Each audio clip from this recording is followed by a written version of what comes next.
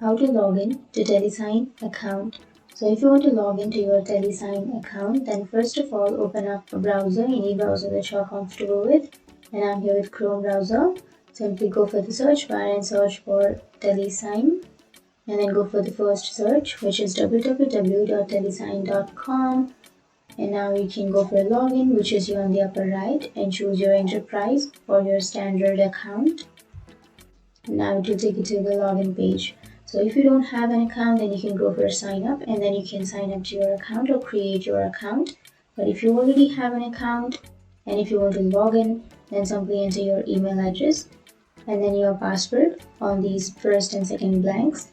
And if you forgot your password, then you will have your forgot password option. You can click on that, and then you have to enter your email address associated with your account which you have used while creating your account.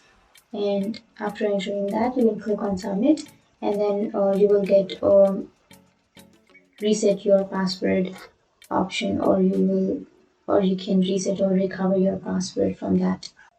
Or if you remember your password, then simply enter it and then click on login. And after clicking on login, your account will be logged in. So that's it. That's how you log into your Telesign account. And if you have any questions, feel free to comment below. Thanks for watching.